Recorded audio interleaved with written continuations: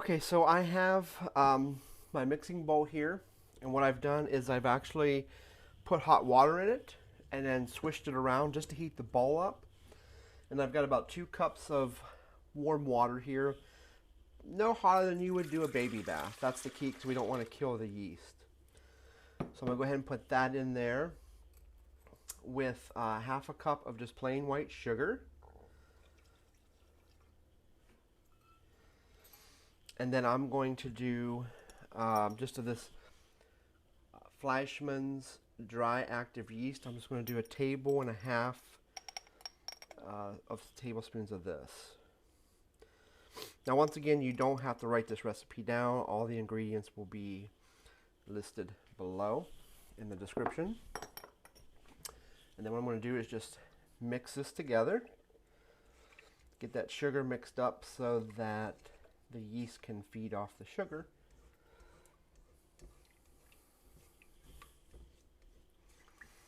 I'm just trying to break up, get it, because this is dry yeast, so it's a little water resistant. So I'm trying to break that up so that it can feed.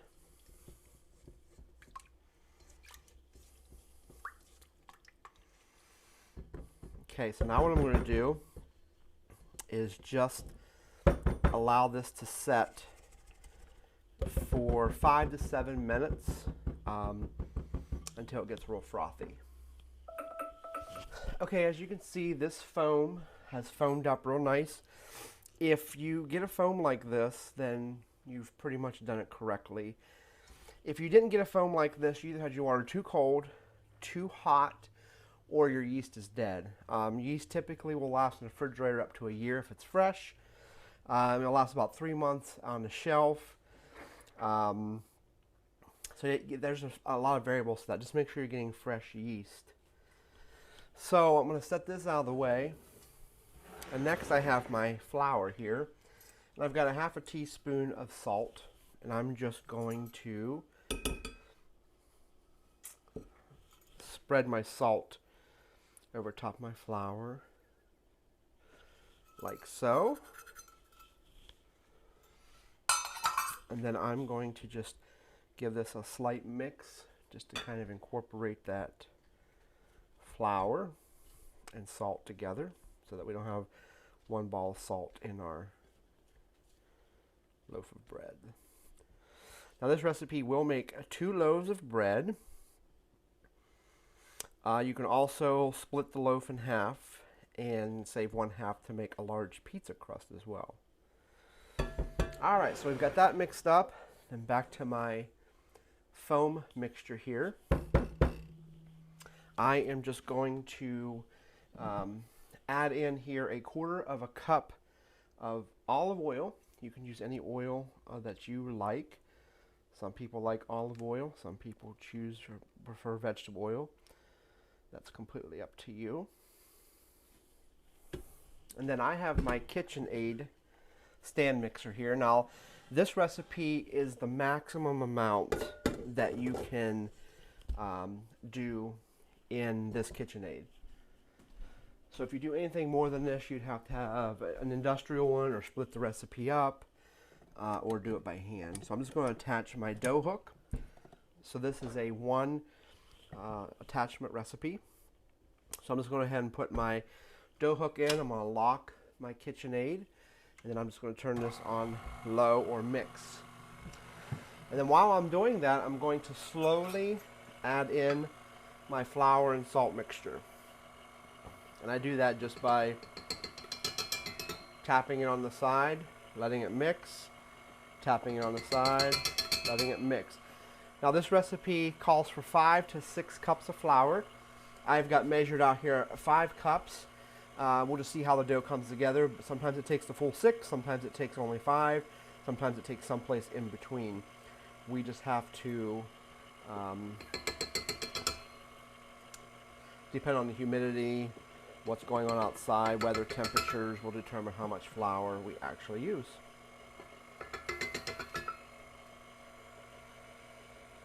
Also, you'll see me speed up and slow down the mixture from time to time. All I'm doing is the faster it goes, the more flour it takes off the side. I don't like to put a spatula in my flour mixture.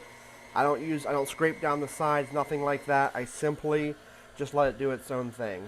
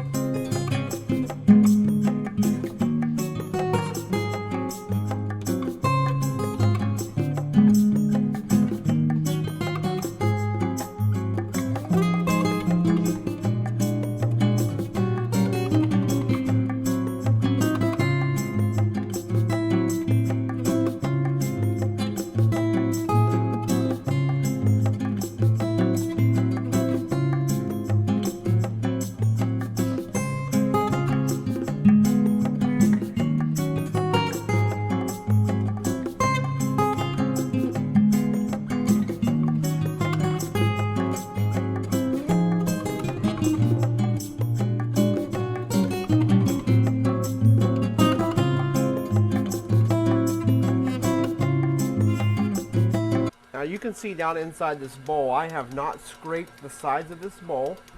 So the dough is actually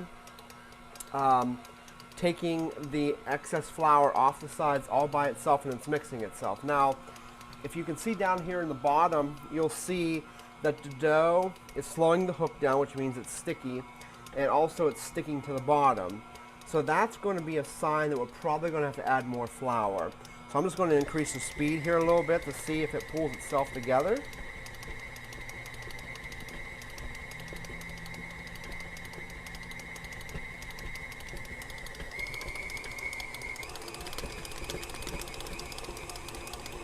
So you can kind of see it's actually pulling itself together at the bottom.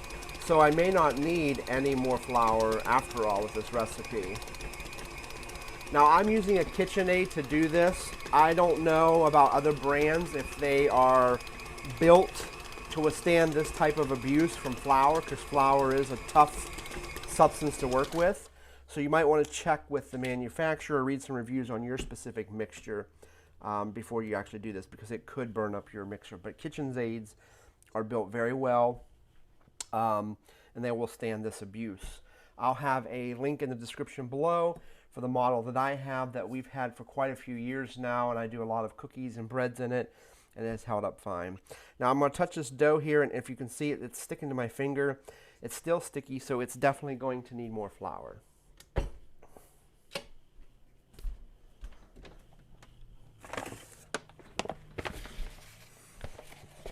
And since flour is such a finicky thing, I am just going to be putting in about 1/4 cup each time, just until it starts to come together. Now, don't be afraid, you cannot overmix this flour. It's going to set and rise 2 different times, so give it some time for the gluten to actually relax. I am using just all-purpose flour. Has nothing special about it. It's just the off-brand of all-purpose flour. So now I'm about 5 1/4 cups into this recipe.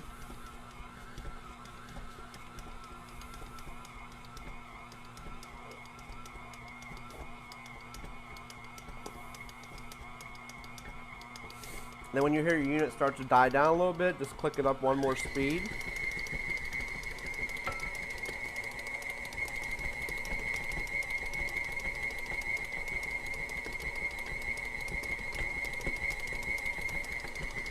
So my dough is still kind of sticky to the touch, so I'm just going to go ahead and add some more flour on low.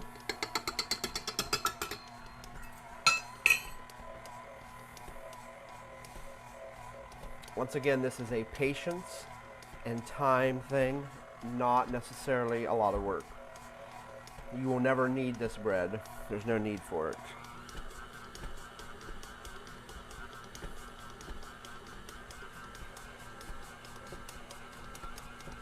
What you don't want is a bunch of flour that doesn't look like it's getting mixed in, because that means you have put too much flour in. So you can always add flour, but you can't take it away. Now there is a solution for that. If by chance you get this so dry and it looks like cracked skin, you can add about a teaspoon of warm water at a time and continue to mix until you can until you get it ironed out with the quantity of flour to water ratio. Now this is starting to pull away from the bottom and the sides, which is a good sign that we may have the right ratio of flour and water. So I'm going to turn this up, and I'm going to lift my hook one time, and I'm going to pull all the dough away from the hook just to see how tacky it is. That's not bad. I think I'm going to go ahead and add my last quarter cup of flour to this.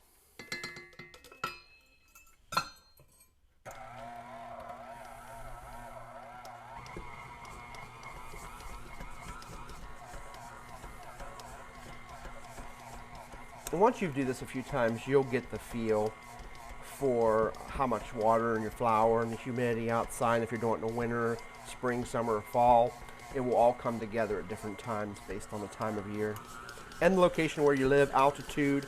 There are just so many different factors when it comes to breads and yeasts. But you can see down the bottom, it looks like I might have just a little bit too much flour in this.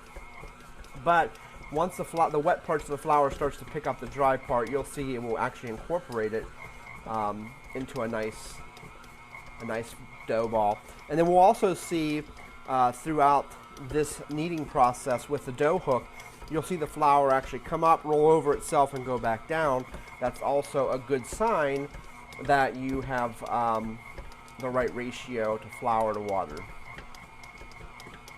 Now that is perfect. I can just tell by the way it's coming away from the wall. Yep, see, I can touch this. It's not sticking to my hand. It's not over dry.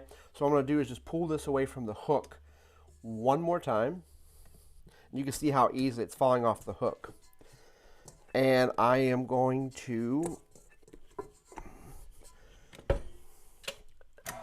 let this knead on the lowest speed possible that my motor is not struggling. And I'm just going to let this knead for 5 minutes.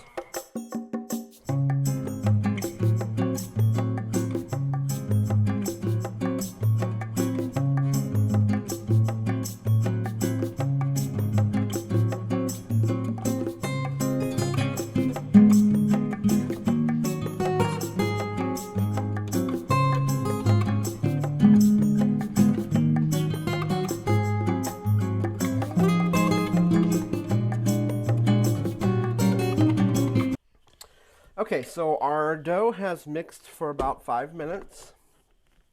And then what I'm going to do is just pull this away from the hook. And if you can see, it pulls away from the hook real easy. It's not sticky. It's not over sticking to my fingers. It's a little tacky, but it's not like sticky.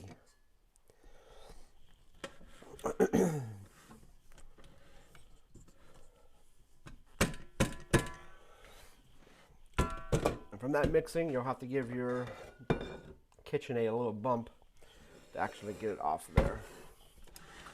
Alright, so this is the dough we're looking for, and as you can tell, it's a nice dough ball. It's smooth to the texture. It's not sticky, so it's not sticking to my hands. It's still warm and tacky, and that's exactly what we're looking for. And then here I have a bowl that's about 2 to 3 times the size of my dough ball, because this is going to probably triple in size. I've put about 2 tablespoons of olive oil on the bottom of this bowl. What I'm going to do is just put them in, roll it, turn it, roll it, just make sure it's stuck, and then I'm going to take my hand. Now this was the flour bowl that I mixed my dough in, so you're only really dirtying a few pieces of equipment. It's not like taking a lot of your time to be washing dishes. So I have that oiled really well. I'm just going to take a clean white cloth. I'm going to put it underneath warm water and get it wet. And then I am going to wring out my wet cloth as much as I can. And then I'm going to place the cloth over the dough just like that. And that's going to set a minimum of 2 hours.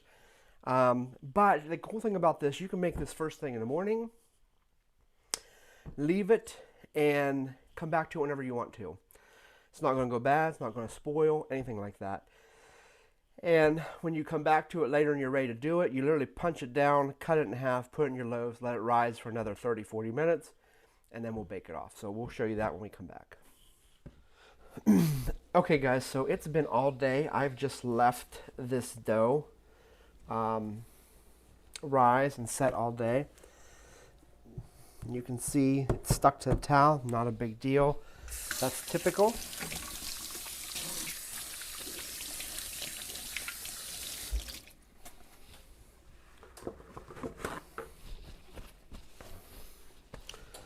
So what I'm going to do is I'm just pressing my dough down, just like so.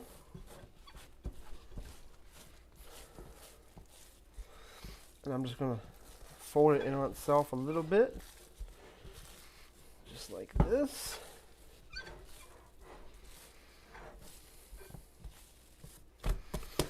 And then I'm going to do two different things with mine. I'm going to make one loaf of bread, and then in a pie pan, I'm actually going to make some pepperoni and cheese rolls. So what I'm going to do is I have a dough cutter, and I'll have a link in the description below for this as well. I'm going to take my dough cutter, and I'm going to cut this right in half, just like this.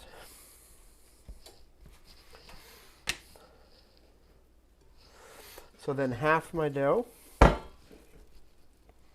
is going to be for my loaf pan. So what I'm going to do is I'm just going to kind of roll this into a log shape, kind of pull on it, stretch it, just so it's in a log shape. And I'm going to stick this in here pretty side up. Of course, I have my pan buttered. So that's it. I'm going to leave that just like that. And then for my pepperoni rolls, I'm going to pinch off a piece, something like that. And I'm just going to kind of put that in there like that. There's my pepperoni. So I'm probably just going to put a couple pepperoni, like so. And I'm just going to put a little pinch of sprinkled cheese because that's what I have. And then I'm just going to wrap this and pinch. So I'm just pulling it up, pinching, pinching, pinching. Then I'm going to bring this all together at the bottom like this. And I'm going to kind of give it a little twist and make that into a ball, just like that. And then I'm going to place that ball right in the middle of my pan. And then what I'm going to do is build these balls out all along the edges so that they rise up and they'll bake and it'll be real beautiful. So let me go ahead and finish this process for you.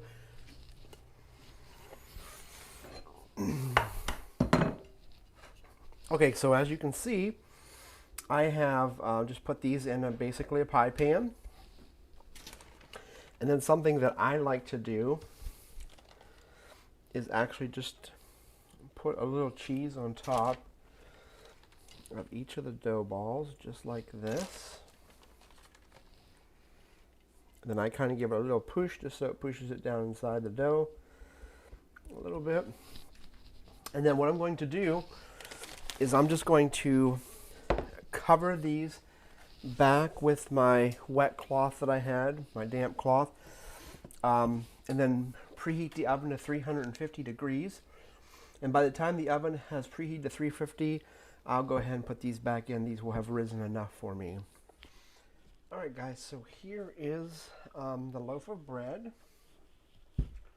And that's kind of how I like my loaf of bread.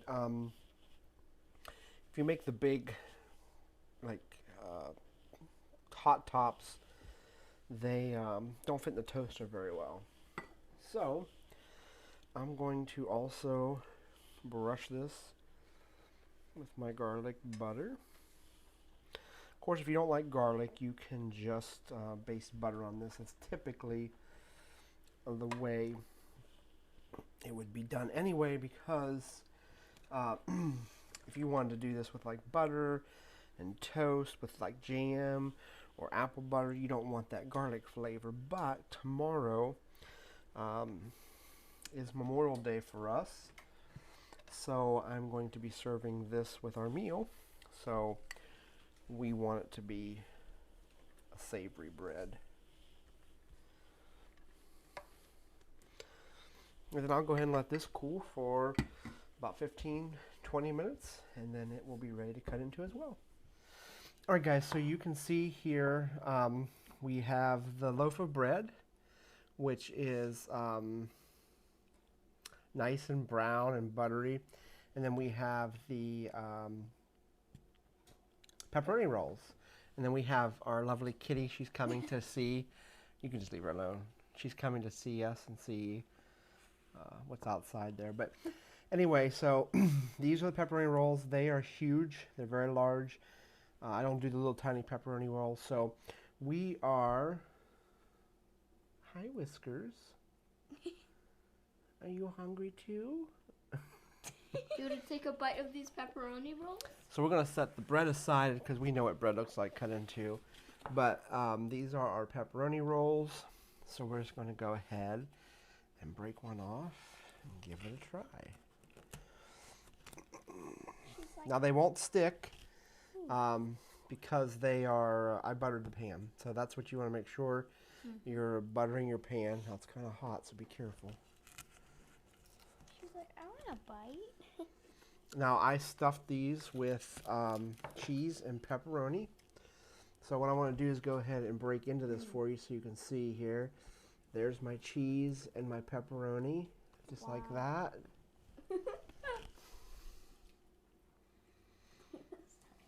Stop, Whisks. So you can see there, the bread is nice and fluffy. It's this, guys, is a no-fail bread. This bread cannot fail. It is so easy to make. You can just kind of leave it set all day, and when you get back to it, you get back to it. So let's go ahead and give this a try. The cheese is super good, I think, inside the bread. The bread is amazing. So fluffy. The bread is light and fluffy, not overly sweet, even though we put all that sugar in there. You don't really taste that sugar. It's got a nice crispy crust on the outside, soft on the inside. The garlic butter kind of brings out some of the flavors, which is good. And this is just a good bread, guys. The loaf of bread will be no different. You know, you cut that with a sharp bread knife after it cools completely. Do not put these away until they cool completely. Otherwise, they'll condensate inside of a bag and they'll get real doughy. So you just want to kind of leave these set out at room temperature until they are completely cooled. Then you can bag them. These I would put in the refrigerator just because they have pepperoni and cheese in them. That's my personal preference. And these will last probably 3 days in the refrigerator before they start getting kind of icky. The bread, though, will last in a bag for about 3 days. It'll last up to 5 days, but days 4 and 5 it's going to become toast. This bread does freeze really well, so you could freeze the bread, so you don't have to use it all at one time. But just look at that. That's just so beautiful inside. It's good. Yeah, these are traditional. These are my version of pepperoni rolls, not the greasy, salty ones that you get in the store. These are not salty at all. You get a little bit of salt from the meat and the cheese, but overall it's really good. So guys, I hope that you give this recipe a try. If you do, take a picture and leave it in the comments below. Like and subscribe to our channel, and then hit the bell notification so you can be notified when we release new recipes. So, all right, guys, hope you have a wonderful holiday. This is Memorial Day, even though this will come out later. So, have a good night. Bye. Bye.